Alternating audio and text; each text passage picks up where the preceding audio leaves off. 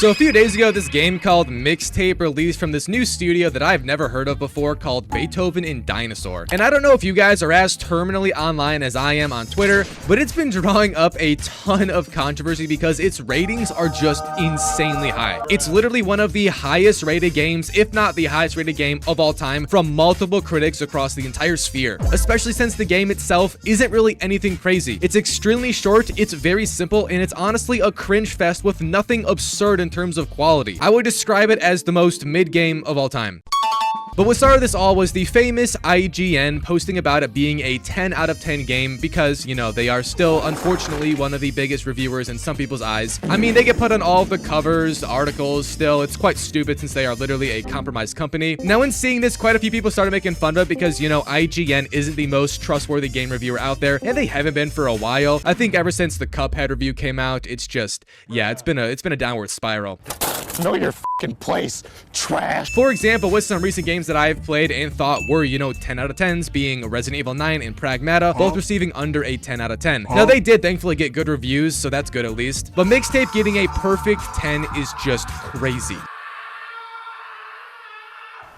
Especially because, again, the game is not anything of insane quality. It's very simple and short, and the concept of it is, well, let's just read it out. Mixtape is a musical delight from start to finish that sets a new standard for coming-of-age stories in games. Now, coming of age, you may wonder, is a bit vague. Beating around the bush here, aren't we? They really mean it's a cringe fest teenage story video game with female character leads, which game journalists tend to love for some odd reason. I'm convinced these people get a hard on whenever they see any game that is even somewhat like Life is Strange.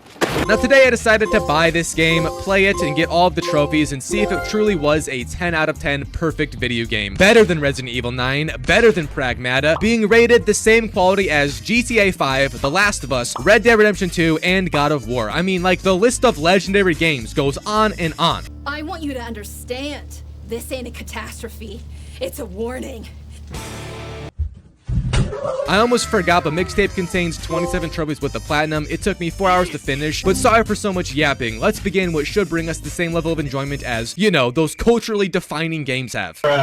I'm just kidding. Real fast again. Sorry for so much yapping. But this game also is claiming to be indie, while at the same time, the person that made its father is a part of the 10 richest people alive. And they also sent out tons of care packages to streamers to promote the game. Not how indie games work if you don't know. The game itself also has insanely high licensed music throughout it. The entire soundtrack is just classics from the 90s. It's crazy. And this just pisses me off because the whole point of an indie is a game that is so good, made with so much passion that it doesn't need anything else for people to play it. Just a purely good game. So it's almost disrespectful that this company is just buying all of this quote-unquote support. I mean, just look at the Steam page. You can't fool us, motherfucker. But being more serious, I didn't get given a care package, so yeah, that's why I hate this game so much. I would give it a 10 out of 10 if I did. I'm just kidding. This is trash. Let's just begin. So stage 1 to this game's platinum is to just beat it. Pretty much every trophy in this game is missable, so I suggest you follow a guide as not to play this game again because, I mean, do you want to yourself? Oh my God! Anyways, Mixtape opens up with our main character named Stacy Rockford and an extremely cringe sort of montage introducing the other people and the setup for this game. Long story short, Mixtape is about the story of this group of friends' final day together after graduating high school and all splitting into separate paths of adulthood, hence the coming of age BS. But again, we play mostly as just Stacy Rockford. The emo chick with us name is Cassandra, and the dude's name is Slater. That's a W name, not gonna lie. That's the best part of the game right here, just his name.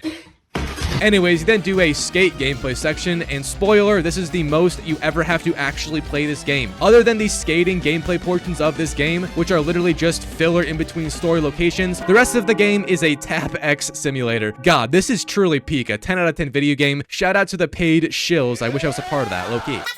Anyways, I tried my best to get a trophy right away called Thrash from ollieing a car. Now, this is very easy if you just press X to do a trick over a car, but for whatever reason, it's like delayed in this game. So when you press X, it takes like a second or two to do the trick, which is just dumb. 10 out of 10 mechanics. Eventually, I did get the trophy, however, and here it is once I finally didn't eat my own balls into a car. After that, the skating wasn't over, and for about 4 more minutes, you just skate and skate and skate. Finally, we do arrive at Stacy's house, and then the characters have even more yapping lore set up for the game for multiple minutes. Summed up, we learned that Stacy has had some retarded dream of moving to New York City to become like a mixtape god or something. This entire girl's personality and life is surrounded around her being good at making music mixtapes. That's literally all she has to offer up to this world. So in hindsight, she's just a bum who listens to music all day long, and yeah, swag, bro, for real.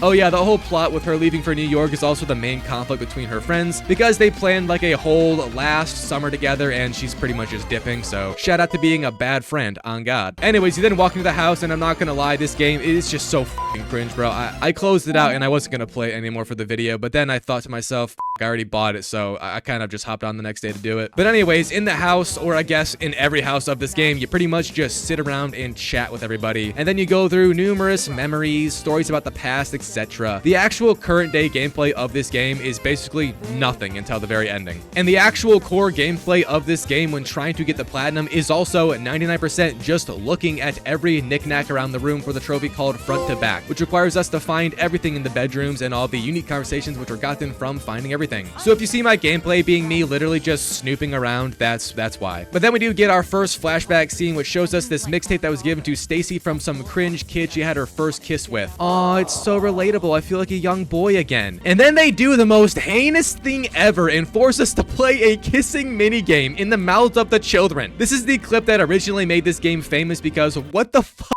is this? Like, this is literally softcore porn, and I feel violated. Yes, I stole that quote from my tweet yesterday that I did. Make sure to follow me on Twitter for some more amazing posts like this one. Shut the fuck up. But there is also, unfortunately, a trophy here called French Connection from kissing for 60 seconds. So you have to sit and kiss for a whole minute. I'm just gonna play this with dead audio. Anyways, you then check back in the room. We had a conversation or two, and then another flashback happens to nighttime this time. We see all three characters just having a blast, a good old play date, if you will. And the game also really wanted us to do this whole headbanging bullshit, which was more cringe than my YouTube videos from middle school that I made. Today, I'm going to be showing you guys how to make your own perfectly synced Fortnite montage.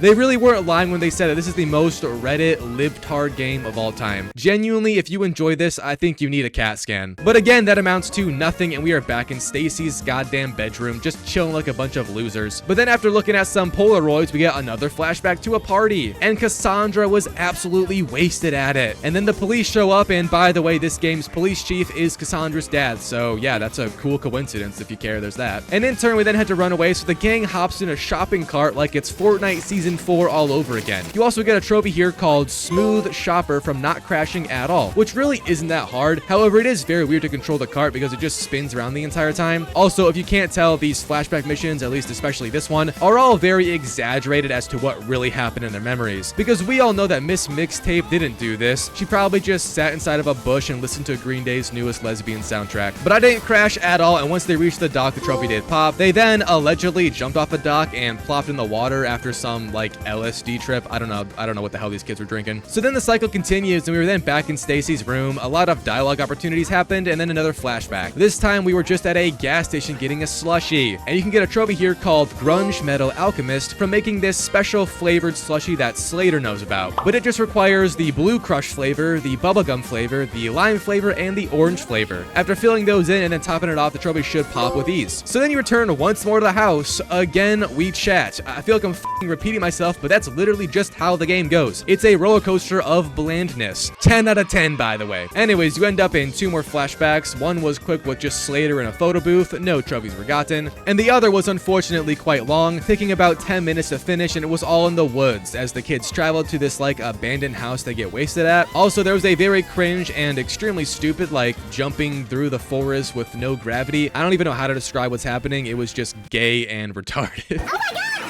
But once they did make it to the drinking house, it then goes back to reality, and that ends off Stacy's part of the game, getting a trophy from completing all the memories in her room after. Now, like I said a while ago when talking about the skating of this game, it's used as a intermission scene between locations. So the kids were all headed to Cassandra's house next because that's where the game goes. So we again skated there. And again, you can get a trophy during this called Cone Island Baby from knocking over 10 traffic cones during the skate intermission. And if you see me pausing a lot during this, that's because I was looking at the guide for this game as to know where the cones were at. Now, I hit all of them them first try aside from the 2 where the game switches the point of view, because it's very hard to see where the character we control is headed. However, if you do miss one like I did, you can just crash right away, and it does rewind you far enough to then try again. And that's exactly what I did. I then nailed the final cone and the trophy popped right away. GG's. Now on the way to Cassandra's house, you also do stop at a creek or a little pond of sorts, and one more trophy can be gotten during this cringeworthy dialogue called Skim Gordon from throwing a stone through the tire swing. Now it's a little bit hard to aim this just because of the sway this chick has, but also FYI, you don't need to anticipate any sort of drop because at full charge, the rock is basically hit scan, so as long as your arm is fully charged up, aim directly into the swing, it will go all the way. And here is that trophy pop once I did finally nail it through. Anyways, there was then a lot more dialogue, and I tried my best to have fun skipping these rocks while that happened, but after like 2 throws, I was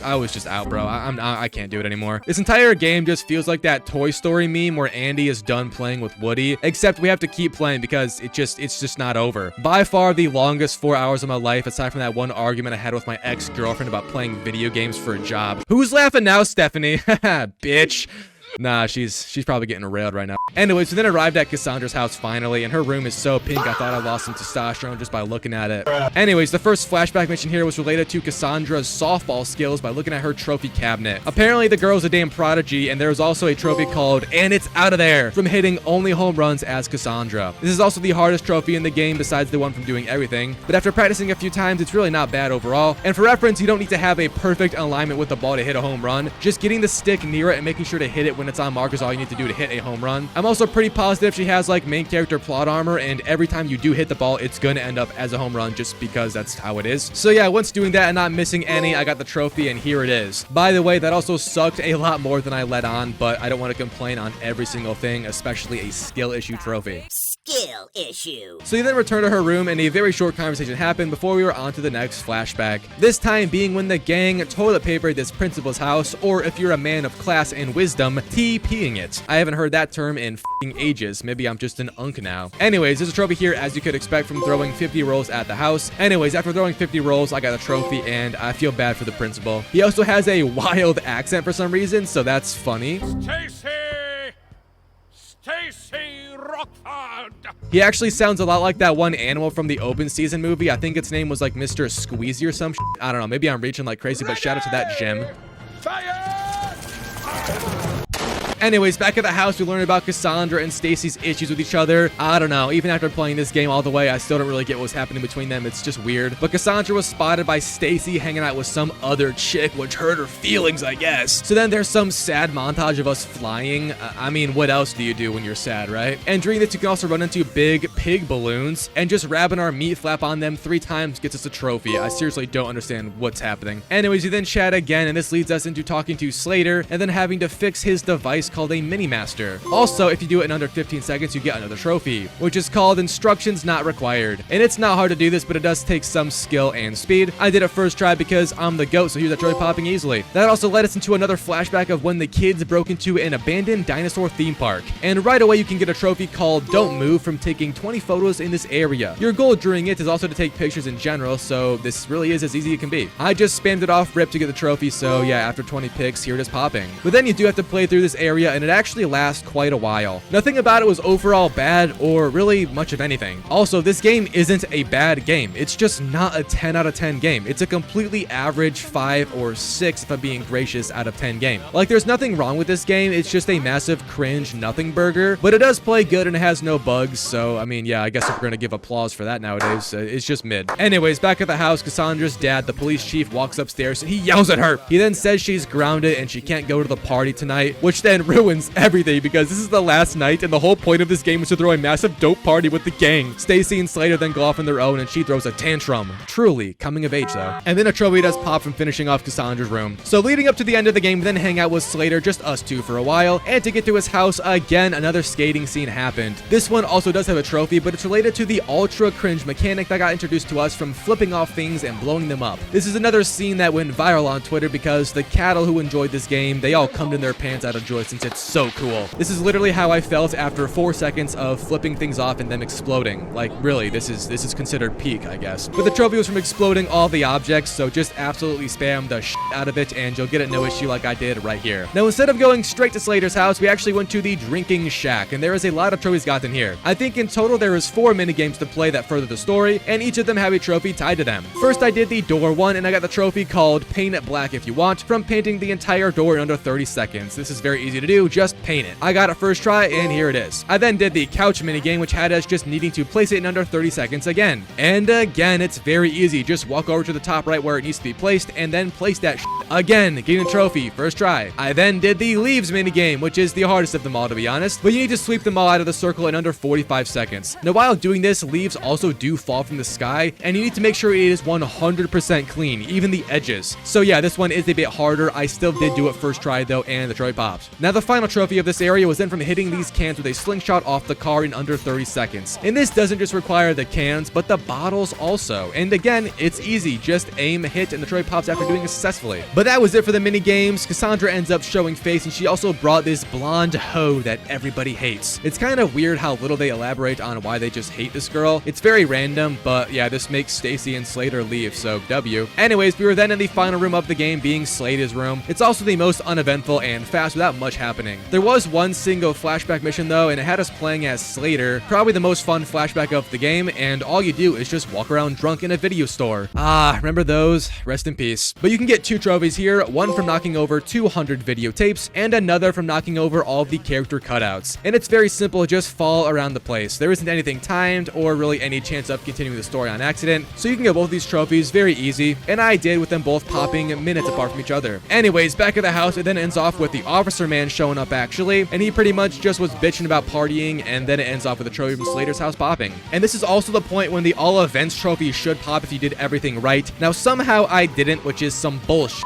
but you know, we'll talk about that soon. Anyways, there is then this famous scene which again went viral for being retarded. But there's like a 3-minute long parkour section where all you do is press, jump, or slide on obstacles. And you have to do this for the trophy from not missing any jumps or slides when running to get Cassandra. But for gamers that don't trophy hunt, you also don't need to do anything. You can literally just let her run through, and it's hilarious because there isn't any dying or failing mechanic. So if you fail every single jump, you still will make it there. I, however, couldn't do that because of the trophy, so I did have to actually try and play the game. Overall, it's not hard, it's just kind of annoying because the jumping and sliding is dog shit and it's delayed by a second. So yeah, overall, I did it eventually in the trophy pod right here, and this game sucks. Anyways, we then saved Cassandra from being caught by her dad drinking outside of a gas station, and then we also escaped from him because he sucks at his job. I don't know, it was pretty dumb. The gang then made up, and some infamous girl named Camille or something showed up, who was the one that was actually throwing the big party we wanted to go to. They had a big review of her character, and I'm not gonna lie, she looks like the most mid-black woman of all time. Like, genuinely, Will Smith's husband is more attractive, and that's saying something. But we basically ended up taking over the party and then going to the drinking house that we were just at for the party itself. And there is then one more final car section. Another trophy can be gotten here called Banned in Massachusetts from exploding all the fireworks. Again, just spam the button that activates them. I also do advise using square because it's faster than the triggers for whatever reason. So yeah, just spam that for like 5 minutes and it's gonna be fine. Anyways, the final scene of the game then happened, which was at the party, and you play as Slater through the eyes of a camcorder. One final trophy can be gotten here from acquiring all the items at the party, which was entirely just beer and food. Just walk around, there's numerous places to get stuff at. I don't know, look at the guide if you want to. It can be confusing because this view Lowkey sucks, but I did manage to do it, however, in the trophy pot right here. So you then finish the game by just going to any and all marked interactions with a white square. The DEI inclusion black woman then comes down from a UFO and the game ends off. We see the drinking house catch fire from some idiots, and then the cops came, and holy shit,